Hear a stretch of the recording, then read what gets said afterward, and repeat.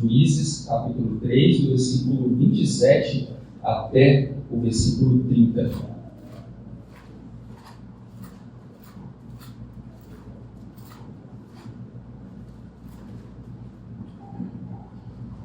Peço que os irmãos acompanhem a leitura da palavra do nosso Deus, que nos diz assim: Tendo ele chegado, tocou a trombeta nas montanhas de Efraim, e os filhos de Israel desceram com ele das montanhas, indo ele à frente. E lhes disse: Segui-me, porque o Senhor entregou nas vossas mãos os vossos inimigos, os moabitas. E desceram após ele, e tomaram os vales do Jordão contra os moabitas, e a nenhum deles deixaram passar. Naquele tempo, feriram dos moabitas uns 10.000 homens, todos robustos e valentes, e não escapou nem sequer um. Assim foi Moabe subjugado naquele dia sobre o poder de Israel, e a terra ficou em paz 80 anos. Meus irmãos, quase todos nós, e eu começo falando a respeito disso, de um problema de interpretação que nós temos, quase todos nós enfrentamos a mesma dificuldade quando lemos narrativas bíblicas, especialmente de personagens, digamos, ambíguos, como é o caso do personagem que nós estamos terminando a história hoje, como é o caso de Rude. A nossa tendência é, digamos assim, abraçar uma de duas posturas exageradas, de dois extremos. Por exemplo, a nossa tendência é de enxergar esses personagens bíblicos ou de forma completamente positiva, eles são crentes, portanto nós devemos santificar tudo aquilo que eles dizem, pensam e fazem, ou de forma completamente negativa. Qualquer crítica ao caráter desses indivíduos ou de suas ações é retratada como um absurdo, nós não poderíamos falar dessas coisas e algo do tipo. Eu me lembro que uma vez eu estava conversando com um colega meu e eu fiz uma observação a respeito de um traço de caráter de Sansão que era claramente nas Escrituras retratado como algo ruim, como algo pecaminoso. E esse amigo meu falou assim: Sansão é um homem crente, você não pode falar isso dele não. Eu sei que ele era crente, mas o fato de Sansão ser crente não deve me conduzir a uma postura de santificar tudo aquilo que ele faz. Nós temos uma dificuldade de lidar com os traços de personalidade, com as ações de figuras notáveis e contraditórias da palavra de Deus. Como eu disse, eu creio que as pessoas pensam assim: ou afirmamos que tais personagens são crentes, exaltamos, santificamos tudo que eles fazem, ou nós questionamos suas ações e, portanto, com isso nós estaríamos dizendo que estes personagens não são servos do Senhor. Eu vou dar um exemplo de um texto que eu até já fiz exposição para os irmãos, dessa dificuldade que nós experimentamos e que eu chamaria de uma leitura muito simplista das Escrituras. O exemplo que eu quero citar é o exemplo de Noemi. Quando nós lemos a história de Noemi no livro de Ruth, fica claro que Noemi é uma personagem ambígua, contraditória da palavra de Deus.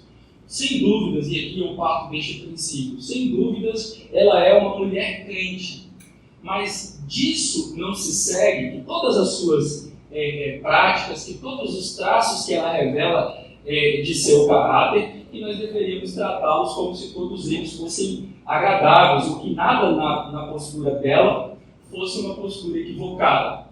Eu me deparei com essa situação, eu comecei a pensar a respeito desse tipo de leitura bíblica que eu considero equivocada, quando eu estudei para pregar nos primeiros 5 versículos do capítulo 3 de Ruth.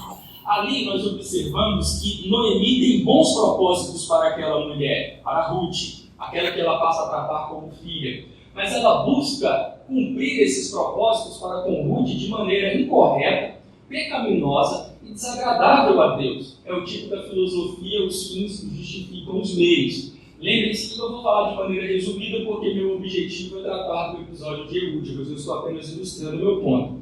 Ela pediu para uma jovem mulher bonita se banhar, passar perfume, colocar suas melhores roupas, ir para uma festa de final de colheita, encontrar-se com um homem mais velho, solteiro, aguardar este homem comer e beber, portanto ficar sob o efeito do álcool, sob o efeito do vinho, observar o lugar em que aquele homem se deitaria e se deitar logo após isso, se deitar descobrindo os pés de Boaz. Essa é uma expressão, no mínimo, dúbia das Escrituras. Eu não acredito que tenha havido qualquer tipo de pecado sexual, mas eu acho que as palavras de Noemi são, no mínimo, de duplo sentido.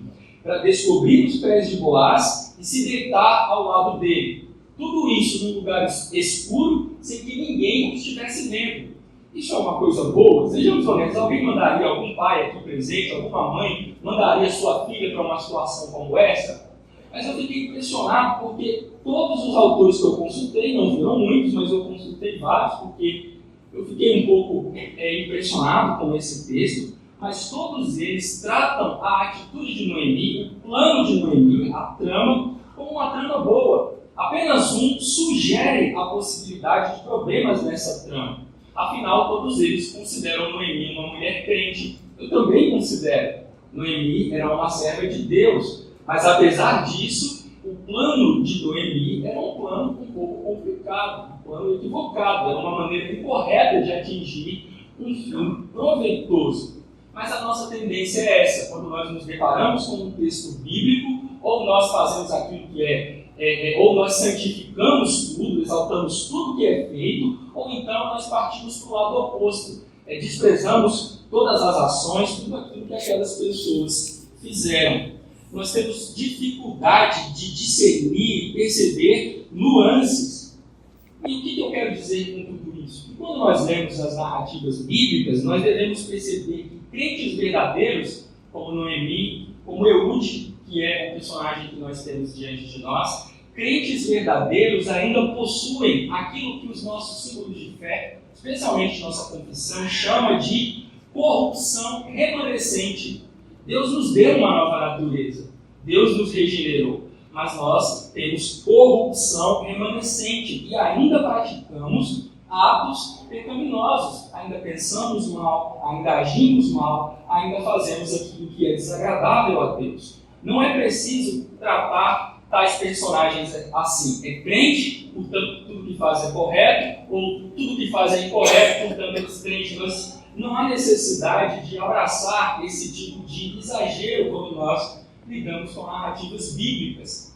Essa percepção é fundamental. Eu dei o exemplo de Noemi, mas deixe-me voltar para o personagem do qual eu estou falando. Essa percepção de que existem nuances, de que os servos verdadeiros de Deus fazem coisas louváveis, mas também coisas reprováveis, às vezes ambíguas, duvidosas. Essa percepção é fundamental quando nós nos deparamos com o personagem que temos aqui, quando nós lidamos com o Eude, porque ele é um personagem formidável e com muitas contradições.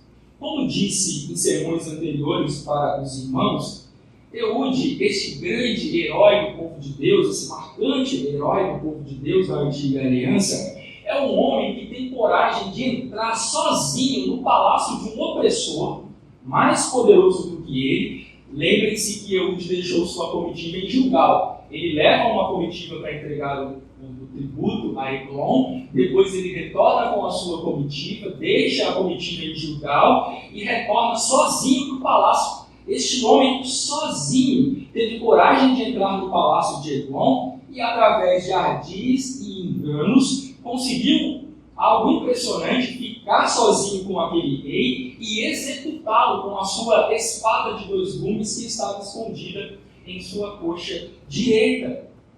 Mas a coxa era direita que ele puxa com a mão esquerda, né? Tá certo? Mas vejam que coisa, este homem com ousadia suficiente para realizar essa proeza, omitiu-se uma questão fundamental.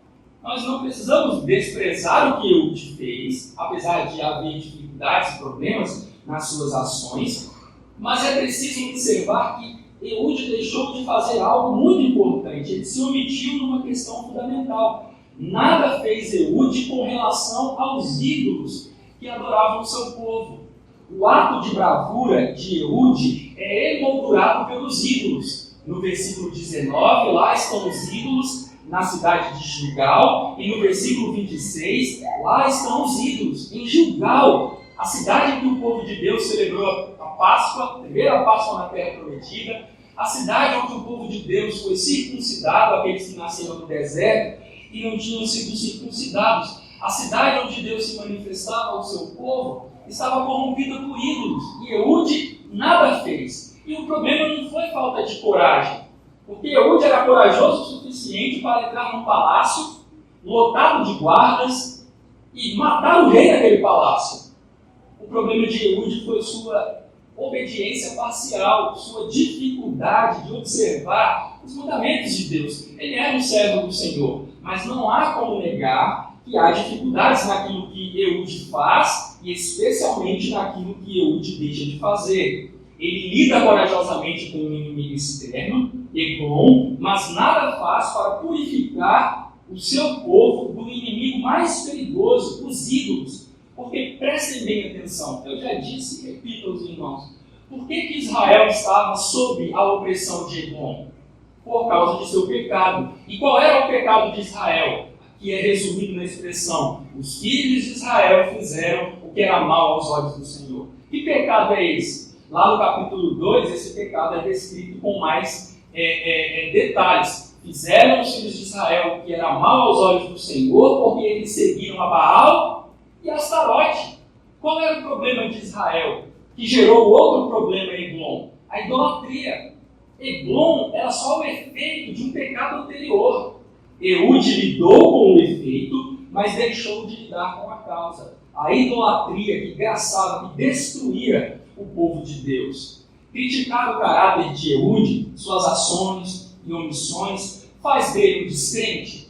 De maneira alguma. Numa leitura simplista até pode ser, mas numa leitura mais atenta e coerente com a Bíblia, que fala das nossas lutas, dos nossos pecados, das nossas contradições, dos nossos paradoxos, numa leitura mais atenta, coerente com a Bíblia, não. Eude é um servo do Senhor. Prestem bem, atenção. Eude é um servo do Senhor, mas Eude não é o servo do Senhor. Eude não é Cristo.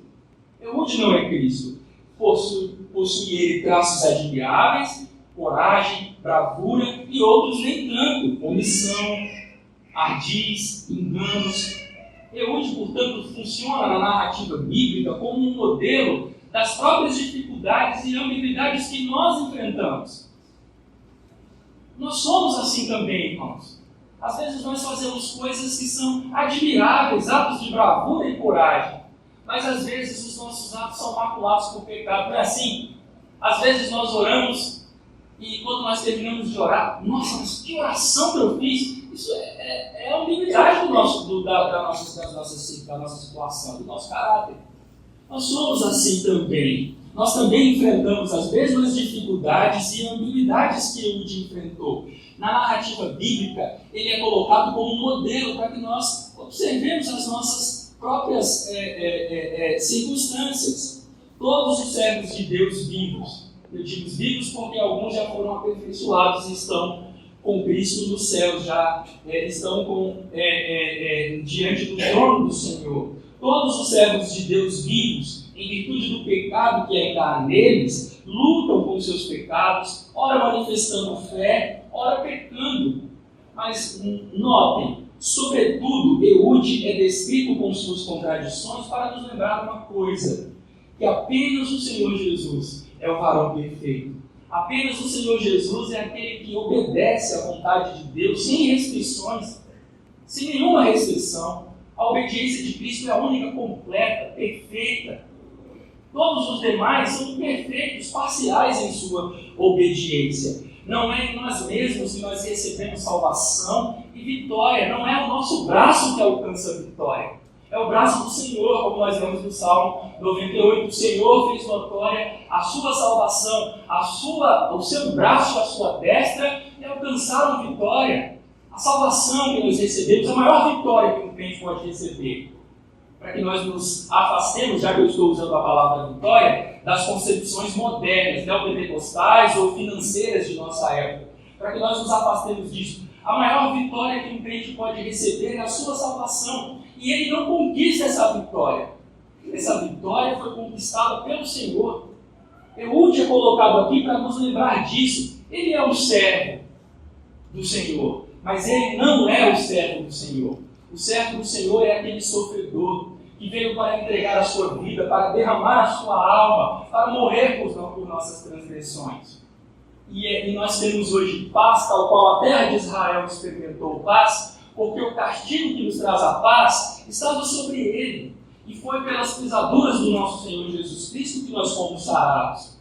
Portanto, observar os problemas de Eude destacados na narrativa é apenas uma forma de fazer com que nos lembremos que ele está aqui, mas o objetivo é que os nossos olhos, através dele, sejam voltados para o varão perfeito, para o cavaleiro fiel e verdadeiro, para aquele que se chama Verbo de Deus, aquele que venceu e que nos dá vitória, e que nós somos mais do que vencedores. Mas o que é interessante é que nessa cena final, nessa última parte do relato de Eude, nós observamos que, apesar de tudo que eu já falei, os irmãos devem se lembrar dos sermões anteriores, eu fiz algumas críticas a Eude, especialmente a sua omissão, mas também as suas ações. O ponto interessante deste final do relato é que Eude se destaca como um homem crente. Ele entende uma verdade fundamental. É o Senhor quem concede vitória ao seu povo. É o Senhor quem nos torna vencedores. É o Senhor quem nos dá a vitória. Como nós vemos, ordena a vitória de Jacó. É Deus quem nos concede a vitória. Comecemos falando aí a respeito dos versos 27 e 28. Eude lidera o povo de Deus em direção à vitória. Como eu disse, eu já tenho falado, não vou me estender neste ponto. Algumas pessoas retratam as ações de Eude como completamente positivas. Eu acho que não. Eu acho que essa é uma leitura simplista do texto. Mas apesar disso, Eude é descrito no texto bíblico como um libertador, um homem corajoso e, sobretudo, um homem crente. Apesar de seus defeitos, este libertador que foi suscitado pelo Senhor, como nós aprendemos no versículo 15 do capítulo 3, apesar dos seus defeitos, ele foi um servo do Senhor, usado por Deus para realizar os seus planos, mesmo quando cometemos pecados, porque a providência de Deus usa até mesmo os pecados dos homens para alcançar seus fins santos, justos e bons, para que sua glória seja magnificada e para que seu povo receba bem. Mas Eude não é usado apenas dessa maneira, pela providência que o usa, apesar dos seus pecados. Nós vemos aqui no texto que Eude é um homem crente. Ele se levanta para liderar o Senhor, ele toca a trombeta e observem, o ato de tocar a trombeta, aqui a palavra que aparece é aquela palavra shofar. Eu estou diante de um texto que os neopentecostais gostam de usar para fazer suas afirmações heréticas. Né? Vamos tocar o shofar e a vitória. Eu me lembro de amigos que faziam isso. Né? Tinham até um shofar lá que eles tocavam. Deus não estava exaltando o chifre deles, mas eles achavam que Deus estava fazendo isso. Mas Eude toca a trombeta nas montanhas de Efraim, um chamado para a batalha. E esse chamado é marcante porque nestes primeiros, nos dois livros que retratam o período de conquista, digamos assim, o livro de Josué e o livro dos Juízes, quando o shofar é tocado, Deus costuma fornecer, na verdade, Deus concede grande vitória para o seu povo. Os irmãos devem se recordar que em Josué, capítulo 6, Josué designou 10 sacerdotes com 10 trombetas de chifres de carneiro, com shofar, para que tocassem a trombeta, e no último dia, quando eles tocaram, as muralhas de Jericó caíram e Deus concedeu vitória ao seu povo. Em Juízes, capítulo 6 e capítulo 7, mais uma vez, Deus usa um homem para tocar a trombeta, para tocar o shofar, e com 300 homens, para que ficasse claro que a vitória, tal qual no período de Josué, porque não é possível você derrubar muros tocando trombetas e gritando, isso é uma vitória dada pelo Senhor. Mas no episódio de Gideão, em Juízes capítulo 6 e capítulo 7, Gideão toca a trombeta e com 300 homens, para que ficasse claro que era uma dádiva de Deus, eles vencem aquela batalha contra o exército midianita, que é descrito como gafanhotos que cobriam toda a terra. Gafanhotos que cobriam toda a terra. Agora nós notamos mais uma vez a trombeta sendo tocada em Juízes capítulo 3, versículo 28, E isso demonstra que o Senhor Deus estava prestes a conceder grande vitória ao seu povo. Eude toca a trombeta, os israelitas descem com ele das regiões montanhosas de Efraim, e este é um ponto importante porque sempre no livro dos Juízes, notem isso, sempre havia conflitos entre os efraimitas e as demais tribos, ou os demais líderes. Houve um conflito entre Efraim e Gideão, porque Gideão não o chamou primeiro para a batalha, e Gideão resolve o conflito com palavras de bajulação, com lisonjas, e depois há um novo conflito quando Jefité lida com os efraimitas, mas Jefité não usa lisonjas. Jefité usa violência para destruir os efraimitas. Mas agora o que chama a atenção é que Eude toca e eles vão com ele. Eles vão com ele. E é interessante que a fé que possui Eude, apesar dos seus muitos defeitos, é descrita no versículo 28. Vejam como ele se refere na primeira parte do versículo 28. Vejam como ele se dirige. Aqui é uma espécie de um chamado. Olha como ele se dirige ao povo. Segui-me, porque o Senhor entregou nas vossas mãos os vossos inimigos, os moabitas. Eude era um homem difícil, ambivalente, contraditório, marcado na narrativa por uma omissão gravíssima. Ele não lidou com os ídolos, muitos defeitos, mas um homem que confiava em Deus. Aliás, é interessante que Eude utiliza um verbo que frequentemente não é utilizado para referir-se a eventos futuros. Não é usado para referir-se a eventos futuros. Algumas pessoas costumam usar a expressão uso proléptico do verbo. O que é isso? Eude usa um verbo que frequentemente é retratado para descrever ações que já aconteceram, ações pretéritas, mas ele utiliza este verbo no pretérito, ou dando a ideia de pretérito, para se referir a uma ação futura. O que isso significa?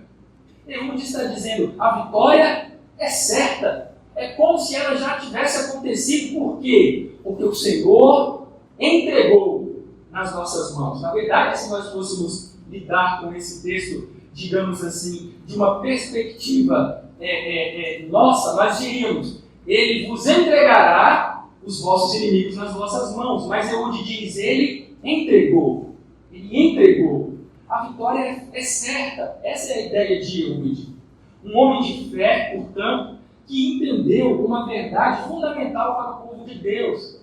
E deixe-me colocar um ponto de forma clara. Eu não estou me referindo à vitória como fazem os neopentecostais. Vitória, vitória, vitória, Deus vai me dar dinheiro, eu vou comprar o carro que eu quero, a casa que eu quero. Não é isso. Mas é vitória sobre os nossos inimigos de fato, contra o nosso coração pecaminoso, contra Satanás, o nosso inimigo externo que tenta nos destruir. Nós devemos observar que nas nossas lutas, lá em Israel, lutas físicas, mas o princípio vale para as nossas lutas espirituais. Este princípio é fundamental para o povo de Deus. Na batalha contra os nossos adversários, derrota ou vitória não é produto de nossa habilidade ou engenho, de nossa técnica, porque nós somos habilidosos em brandir a espada ou usar o escudo. Não. A vitória pertence ao Senhor, é da vontade do Senhor. E a vontade do Senhor é executada de acordo com os princípios que Ele firmou na aliança conosco. Aos que manifestam fé, convicção, Deus concede vitória. Mas aos que manifestam incredulidade, que são infiéis, que desobedecem a Deus, Deus concede derrota. De maneira, digamos assim, provando com o texto bíblico essa verdade, que derrota ou vitória não é uma questão de habilidade humana, mas é da vontade do Senhor, é da dádiva de Deus. A expressão entregar nas mãos, que é utilizada por Eude, no livro dos Juízes é usada tanto em relação aos inimigos de Deus, quanto em relação ao povo de Deus.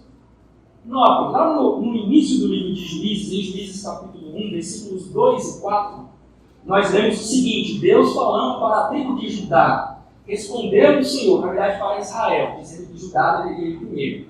Respondeu o Senhor: Judá subirá, eis que nas suas mãos entreguei a terra. Aí no versículo 4, subiu Judá E o Senhor lhe entregou nas mãos os cananeus e os ferezeus, e feriu deles em Bezeque 10.000 homens.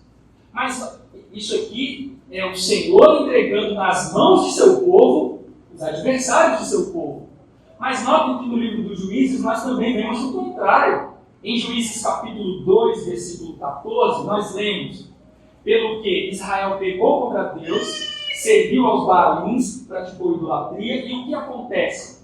Pelo que a disciplina do Senhor sobre o seu povo, pelo que a ira do Senhor se acendeu contra Israel e os deu. Aqui é o mesmo verbo que aparece em Juízes capítulo 1, versículos 2 e 4, e em Juízes capítulo 3, versículo 28, o verbo Natan. Ele os deu. E ele os deu, ou ele os entregou nas mãos dos espoliadores que os pilharam. Depois no versículo, mais uma vez, aparece o verbo entregar, mas nesse caso o verbo é diferente. A ideia aqui é de que o Senhor vendeu, na sequência do versículo 14. Ou em Juízes capítulo 6, versículo 1. Fizeram os filhos de Israel que era mal perante o Senhor. Por isso o Senhor os entregou nas mãos dos midianitas por 7 anos. A mesma coisa do capítulo 3, versículo 1, quando entrega aos filisteus. Em resumo, irmãos, a vitória não depende de tecnologia militar, como pensavam os israelitas, os carros de ferro, como eu falei várias vezes lá em Juízes 1:19. A vitória não depende de tecnologia militar, não depende do número de combatentes. A vitória depende da vontade do Senhor. Nós lemos no Salmo 33, versículo 17: o cavalo não garante a vitória, a despeito de sua grande força, a ninguém pode livrar. Não é quem tem mais cavalos e soldados que vence a batalha, quem tem a melhor estratégia. No Salmo que nós lemos na nossa liturgia, no Salmo 44, é dito que não foi por sua espada que eles possuíram a terra, nem foi o seu braço que lhes deu vitória, e sim a tua destra e o teu braço e o fulgor do teu rosto, porque te agradaste deles. O fulgor do rosto do Senhor é contra os adversários de seu povo, mas ele se agrada do seu povo e lhe concede vitória, como nós também cantamos no Salmo 149. No Salmo 147, versículos 10 e 11, nós lemos que Deus não faz caso da força do cavalo, nem se compraz dos músculos do guerreiro. Versículo 11 do Salmo 147. Agrada-se o Senhor dos que o temem e dos que esperam na sua misericórdia. Deus não se agrada dos vaidosos, dos arrogantes, daqueles que confiam e se gloriam no seu braço. Deus se agrada dos que temem o seu nome e que esperam na sua misericórdia. Meus irmãos, parem para pensar. Israel fora oprimido por 18 anos. O inimigo era mais poderoso. Como Israel poderia vencer aquele exército com tecnologia militar? Escravo não tem armas. Escravo não tem oportunidade para treinamento militar. Quem é que faz treinamento militar? São potências militares. Escravos não podem fazer isso. Por quê? Porque o opressor o subjuga e impede esse tipo de coisa. Mas isso não importa para o Senhor, porque Deus se agrada dos que o temem e dos que esperam na sua misericórdia. Para finalizar essas citações bíblicas, Provérbios 21:31. O cavalo prepara-se para o dia da batalha, mas a vitória vem do Senhor. A vitória vem do Senhor. Eude entendeu essa verdade. E ele afirmou para o povo que o seguia, a quem ele busca que o siga: sigam-me, porque o Senhor entregou nas nossas mãos os nossos inimigos, os moabitas. E aqui nós podemos fazer uma aplicação. Não ousemos enfrentar nossos adversários, que agora no período da nova aliança são espirituais, conforme Efésios capítulo 6, versículo 12. Não ousemos enfrentar nossos adversários com nossas próprias armas. Nossas armas não podem conceder vitória contra o pecado, contra o mundo ou Satanás. Apenas o Senhor entrega em nossas mãos nossos inimigos. Lembre-se, meus irmãos, do que disse Davi a Golias: tu vens contra mim com espada e com lança e com escudo, eu, porém, vou contra ti, em nome do Senhor dos Exércitos, o Deus dos exércitos de Israel, a quem tens afrontado. E a semelhança de Eude, Davi afirma: hoje mesmo o Senhor te entregará nas minhas mãos. ferir-te-ei, tirar-te-ei a cabeça, e os cadáveres do arraial dos filisteus darei hoje mesmo às aves dos céus e às bestas feras da terra. E toda a terra saberá que há Deus em Israel. Quando um crente obtém vitória, ele não fica no palco enquanto os outros estão na plateia assistindo. Quem fica no palco é Deus, porque as pessoas sabem que há Deus em Israel. Quando o Senhor nos concede vitória, é Deus quem concede vitória ao seu povo. E Davi continua no versículo 47 de 1 Samuel 17. Saberá toda essa multidão, não que Davi é um grande guerreiro, não que Davi venceu depois de todos o desprezarem, mas saberá toda esta multidão que o Senhor salva, não com espada nem com lança, porque do Senhor é a guerra, e Ele vos entregará nas vossas mãos. Meus irmãos, nossa vitória vem do Senhor através de Cristo, como disse o apóstolo Paulo em 1 Coríntios 15:57. Graças a Deus, não ao nosso braço, não à nossa força, à nossa habilidade ou engenho, graças a Deus que nos dá vitória por intermédio de nosso Senhor Jesus Cristo. Apesar dos seus defeitos e dificuldades, Eude entendeu essa verdade. E quem concede vitória é o Senhor. É o Senhor que entrega nas nossas mãos os nossos inimigos. Em segundo lugar, nós podemos observar que o texto fala sobre os inimigos poderosos. Israel, na verdade, pela liderança de Eude, Deus concede vitória sobre inimigos poderosos. Essa é a segunda verdade que nós aprendemos nesse texto. Nós observamos que o exército tem uma estratégia, não há problema ter estratégia militar. E a estratégia é muito simples. Aproveitando que os inimigos estavam atordoados com a morte de seu líder, vocês sabem, eu acho que o irmão Daniel sabe, o presbítero Daniel sabe disso melhor do que a gente, que um exército sem líder fica desorientado, não é verdade? Eles perderam o seu grande líder, literalmente grande, Eglon. E agora eles estão atordoados. E o que os israelitas fazem? Eles capturam os vales do Jordão, uma região próxima ao encontro do Rio Jordão com o Mar Morto, que era uma espécie de rota de fuga dos moabitas para a sua terra natal, na Transjordânia, na região oriental do Rio Jordão. E nenhum moabita conseguiu escapar. E é interessante que nós observamos um contraste aqui, porque no verso 26 é dito que Eude, no palácio inimigo, escapou. Mas quando Deus dá vitória para o seu povo, ninguém escapa. Nenhum deles escapou. Pelo contrário, Israel que outrora, como lemos no versículo 13, Israel que outrora fora ferido pelos moabitas por causa de sua infidelidade, agora confiando no Senhor que concede vitória ao seu povo, que entrega os inimigos em suas mãos, Israel feriu 10.000 moabitas. Mais um contraste. No versículo 13, Eglon fere os israelitas. Agora, no versículo 29, é Israel quem, confiando no Senhor, fere os seus adversários. E porque Deus entregou os moabitas nas mãos de seu povo, eles foram subjugados, versículo 30, e ficaram sob o poder de Israel. Na verdade, a palavra que é traduzida por poder, no versículo 30, é a palavra mão. Porque Deus entregou os adversários nas mãos de Israel, aqueles adversários foram subjugados sob a mão de Israel.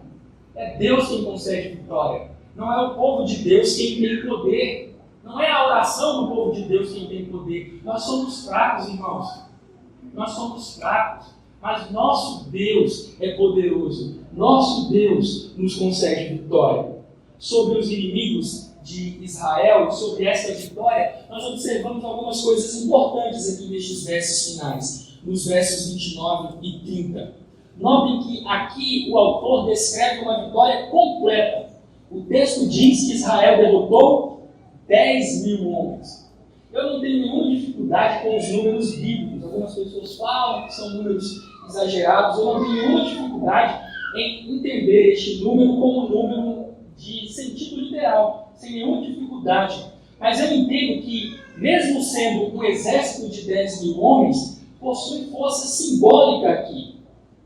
Aliás, esse número 10.000 é simbólico em Juízes. Por exemplo, em Juízes 1, versículo 4, o texto que eu já li para os irmãos, é dito que Judá feriu dos homens de Adoni-Bezeque 10.000 homens. 10 mil homens. A ideia é que, assim como o número 7 na Bíblia é usado para falar de qualidade ou de perfeição, o número 10 é utilizado para falar de completude, de totalidade.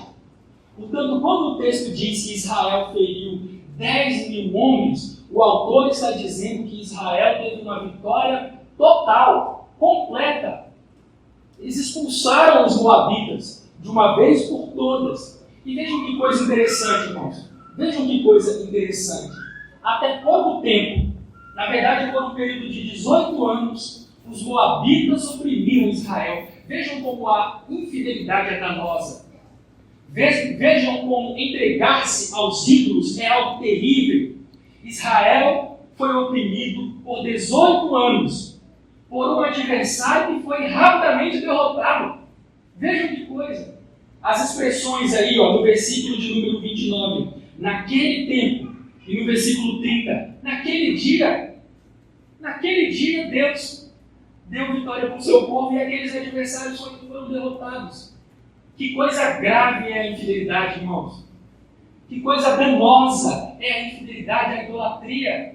Ela nos torna escravos de inimigos que, pela fé no Senhor que concede vitória, podem ser facilmente destruídos. Por que tantos crentes são assolados em sua luta contra o pecado? Alguns pecados são para eles inimigos opressores.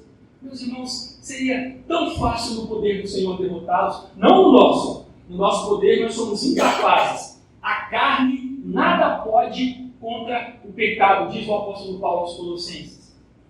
A sensualidade não pode, não adianta fazer jejuns, e eu digo jejuns carnais, não aqueles que a Bíblia orienta. Não adianta práticas ascéticas, essas práticas não podem contra a carne. Mas o Espírito de Cristo que habita em nós nos concede vitória sobre os nossos adversários. Mas às vezes nós somos subjugados por tanto tempo por alguns inimigos que seriam facilmente derrotados se nós confiássemos no Senhor. Israel obteve vitória completa. E notem que um outro tópico interessante aqui é que os inimigos descritos no versículo 29, são descritos dessa maneira no versículo 29.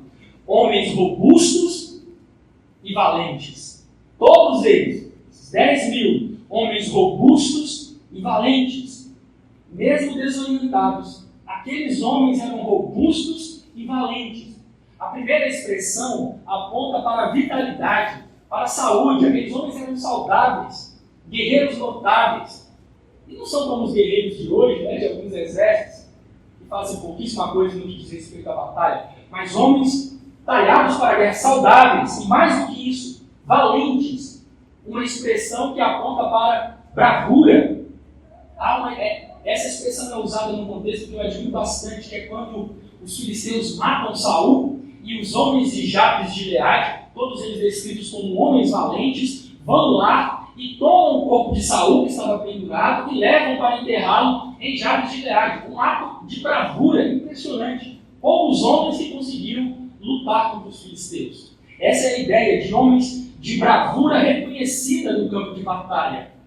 E certamente homens mais bem equipados do que Israel, porque eles pertenciam à tirania que oprimia o povo de Deus. Israel era o povo tiranizado, o povo oprimido. Certamente mais bem equipados. Mas o Senhor entregou os moabitas nas mãos de seu povo, e nenhum deles escapou. Em outras palavras, o problema de Israel era incredulidade e desobediência, e não o poderio dos seus adversários. Quando se voltaram para Deus, quando confiaram na palavra de que o Senhor concede vitória ao seu povo, entrega nas mãos do seu povo seus inimigos, eles receberam vitória completa contra inimigos robustos e valentes. E aqui eu digo algo importante para o irmão. Como nós vivemos numa época de muito triunfalismo, às vezes as pessoas acham que os nossos inimigos são fracos. Não são. Eu me lembro que quando eu era adolescente, tinha um rapaz lá na minha cidade, em Juazeiro, uma vez ele estava conversando, ele gostava, eu já era cristão, ele gostava de falar da Bíblia, ele era meio desajustado, mas ele achava que sabia muito da Bíblia. E um dia ele disse para mim, se Satanás aparecesse na minha frente, eu daria um tapa na cara dele e colocaria para correr. Que tolice, meus irmãos. Que tolice. A não ser que ele desse um tapa na cara do diabo e o diabo corresse atrás dele, mas se ele colocar o diabo para correr é outra história. Porque quem consegue espantar este terrível inimigo mais poderoso do que nós? São aqueles que têm poder em suas mãos? Não, são aqueles que se sujeitam a Deus.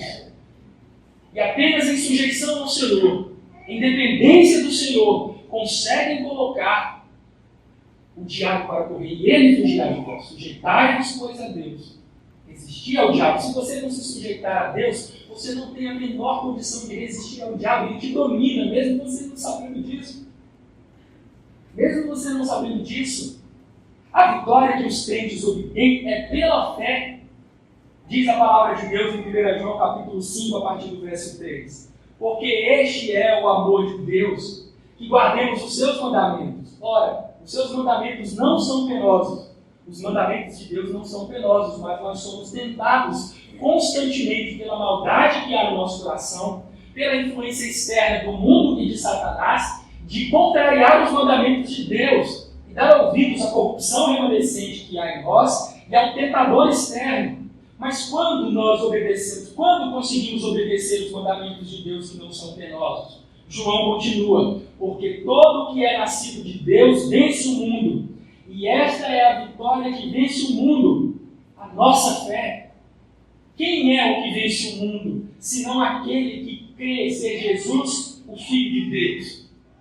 Irmãos, os nossos adversários são poderosos, robustos e valentes, e tentam nos afastar dos mandamentos de Deus, e tentam nos fazer acreditar que os mandamentos de Deus são pesados, difíceis, quando na verdade não são. A Bíblia diz que os mandamentos de Deus não são penosos. Mas quando conseguimos vencer esses adversários? O pecado e sua corrupção ainda em nossos corações, o mundo e aquele que é o seu príncipe, Satanás. Quando conseguimos vencê-los? Quando pela fé nós descansamos naquele que é vitorioso, Jesus, o Filho de Deus. Esta é a vitória que vence o mundo, a nossa fé. E foi assim que os israelitas venceram os moabitas. E o resultado de tudo isso, da ação divina, através de Eude, daquela vitória significativa, foi um período de paz que durou 80 anos, 2 gerações. Algo semelhante ao que foi experimentado durante a liderança de Josué e durante a liderança de Otiniel, como nós vimos antes, em Juízes capítulo 3, versículo 11. Após uma dura opressão de 18 anos, o povo de Deus se viu sem guerras ou ameaças estrangeiras. E em circunstâncias como essas, eles poderiam prosperar. Esse mesmo verbo aí de dar paz, de haver paz na terra, é utilizado no período do rei Asa. E olhem o que Asa fez quando houve paz. Edificou cidades fortificadas em Judá, pois havia paz na terra, e não houve guerra contra ele naqueles anos, porquanto o Senhor lhe dera repouso. Quando Deus concedeu repouso a Israel de seus inimigos externos, eles tiveram a oportunidade de prosperar. E durante 80 anos, eles experimentaram essa boa vontade do Senhor para com eles. Mas a idolatria, como nós veremos mais adiante no episódio de Débora, a idolatria impediu que essa paz, que esse período de prosperidade perdurasse por mais tempo. Algumas aplicações, irmãos, eu vou fazer apenas 2. Algumas aplicações à luz desse texto. Eu já fiz algumas no decorrer da exposição, mas algumas mais específicas agora. A primeira delas, irmãos, nossos inimigos são espirituais e nossa espada de 2 gumes é a palavra de Deus. Em várias ocasiões eu estava pregando neste episódio de Eude, em algumas ocasiões eu já preguei, e eu nunca fiz uma aplicação sobre a espada de 2 gumes. Na maioria das vezes eu peguei em cultos de ceia, então o tempo era mais espremido, não deu tempo para fazer. Mas hoje, não apenas à luz da vitória, mas à luz de todo o episódio que nós vemos de Eude, observamos que a espada de 2 gumes tem um papel fundamental. É por ela que ele mata Eglon. Mas os nossos inimigos não são mais como os inimigos da antiga aliança. São inimigos espirituais, como diz o apóstolo Paulo em Efésios capítulo 6, versículo 12. A nossa luta não é contra carne e sangue, mas contra principados e potestades nas regiões celestiais. E a espada que nós possuímos, ou que devemos empunhar, é a espada do Espírito, que é a palavra de Deus, como Paulo diz naquele mesmo texto, no versículo 17, Efésios 6, 17. Nossa espada de 2 gumes é a palavra de Deus. Com ela nós vencemos os nossos adversários. Qual é o nosso adversário mais perigoso? O pecado que está no nosso coração. E o que essa espada de 2 gumes faz? Diz o autor aos Hebreus, que ela é poderosa para discernir os pensamentos e as intenções do nosso coração antes de enfrentar os adversários externos. Pela espada de 2 gumes que Deus colocou em nossas mãos, nós enfrentamos o nosso inimigo interno, o pecado. Em outra passagem, como nós cantamos no Salmo 149, versículo 6, segurar nas mãos uma espada de 2 gumes está em paralelo com cantar louvores. Os irmãos notaram isso? Tendo nos lábios louvores a Deus e nas mãos espada de 2 gumes. Isso é um paralelismo. A ideia é que o povo de Deus, quando canta louvores ao Senhor, quando canta salmos, especialmente salmos imprecatórios que espantam as pessoas, com isso nós estamos pronunciando os juízos de Deus contra os seus adversários. Não é pegando uma espada e indo para um campo de batalha literal, mas é cantando a palavra de Deus com louvores nos lábios que nós empunhamos com a espada de 2 gumes e executamos vingança contra os nossos adversários e os subjugamos. É assim que nós empunhamos uma espada de 2 gumes. Lembre-se que o povo de Deus, descrito em Apocalipse, diante do trono do Senhor, pergunta: até quando o Senhor não vingará o nosso sangue? E Deus, em resposta aos pedidos de seu povo, executa vingança contra os seus adversários. Nós não tomamos vingança nas nossas mãos, mas nós cantamos a palavra de Deus. Nós empunhamos a nossa espada de 2 gumes quando cantamos louvores. E Deus executa vingança contra os nossos adversários. É pela palavra de Deus que nós vencemos. Pela palavra que sai da boca, a espada que sai da boca do Cordeiro, que os crentes subjugam as nações. Cristo venceu e agora, adiante de sua igreja, ele vai triunfando, colocando as nações sob o jugo de seu evangelho, de sua palavra e de sua santa lei. Meus irmãos, as armas da nossa milícia não são carnais, são poderosas em Deus para destruir fortalezas, anulando sofismas e toda altivez que se levante contra o conhecimento de Deus e levando cativo todo o pensamento à obediência de Cristo. Essas são as armas que nós usamos hoje. A palavra de Deus, e por meio dela nós levamos todo o pensamento cativo à obediência de Cristo. E contra os inimigos de Deus nós pronunciamos os juízos, a própria palavra de Deus, não os nossos. Isso é empunhar uma espada de 2 gumes. Mas como eu disse no início, toda essa exposição tem esse princípio como orientador. Eude, na verdade, aponta para Cristo, com paralelos e também com contrastes. Na história de Eude, vemos um paralelo interessante com Cristo. Tal qual Eude, Cristo enfrentou o líder dos nossos inimigos sozinho. Porque quando nosso Senhor foi preso, é dito que os discípulos todos, deixando-o, fugiram. Lá estava o nosso mestre na cruz, sozinho, bebendo o cálice da ira de Deus, e na cruz, rasgando o escrito de dívida contra nós e que nos era contrário. Ele expôs os seus inimigos à vergonha, e sobre eles triunfou. Jesus atacou o adversário no seu próprio ambiente e ele derrotou o adversário. Mas há um contraste também. Que contraste é este?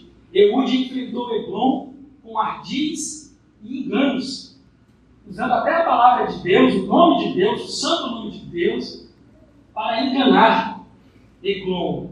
Mas o nosso Senhor Jesus Cristo agiu em completa obediência ao Pai. Eude, como todos nós, é um homem falho, mas o servo do Senhor, o servo sofredor, agiu em completa obediência ao Pai. Ele disse: se possível, passa de mim este cálice, todavia não seja como eu quero, e sim como tu queres. E o último paralelo que nós observamos nessa história é que depois de triunfar sozinho contra Eglon, o principal inimigo do povo de Deus, Eude lidera os exércitos de Israel na vitória contra os exércitos de Moabe. E da mesma maneira, nosso Senhor Jesus Cristo enfrentou os nossos piores inimigos sozinho. Venceu todos os nossos inimigos. E agora, vitorioso, montado num cavalo branco, vestido com um manto tinto de sangue, tendo como nome Verbo de Deus, e fiel e verdadeiro, os exércitos dos céus, a sua igreja, o seguem. Ele vai adiante de sua igreja, que também é descrita como montando em cavalos brancos e com vestiduras de linho finíssimo, branco e puro. E agora Jesus, liderando o seu povo, vai subjugando as nações pela espada que sai de sua boca, pelo Evangelho que é a nossa salvação. É assim que a igreja obtém vitória no mundo. Nós anunciamos o Evangelho do reino, a semente. E este reino começa pequenino, como uma semente de mostarda. Mas essa pequena semente vai crescendo, se tornando a maior árvore, e até as aves dos céus vêm fazer nela seu ninho. Essa pequena, o reino de Deus também é comparado com um fermento que é colocado em 3 medidas de massa. Quando menos se espera, este fermento tomou conta de toda aquela massa. Da mesma forma, no livro de Daniel, nós vemos aquelas 4 poderosas nações que se levantaram e que foram descritas naquela estátua que Nabucodonosor viu em seu sonho, mas uma pedra foi tirada de um homem sem a ajuda de mãos. O reino de Deus não depende dos homens. Uma pedra que foi lavrada sem a ajuda de mãos atinge aquela estátua, destrói aquela estátua, os reinos da terra. Especialmente no período do Novo Testamento, o Império Romano. E aquela pedra começa a se expandir, começa a crescer, até que ela se torna um monte que toma toda a terra. Toda a terra. Essa é a esperança que nós temos.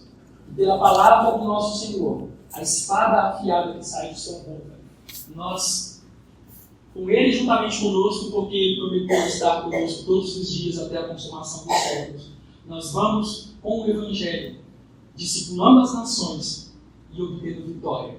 Às vezes nós passamos por tempos de provação, como aqueles irmãos piedosos descritos no Salmo 44, mas nós temos a certeza da vitória, porque quem vai adiante de nós é aquele que é chamado de Rei dos Reis, Senhor dos Senhores.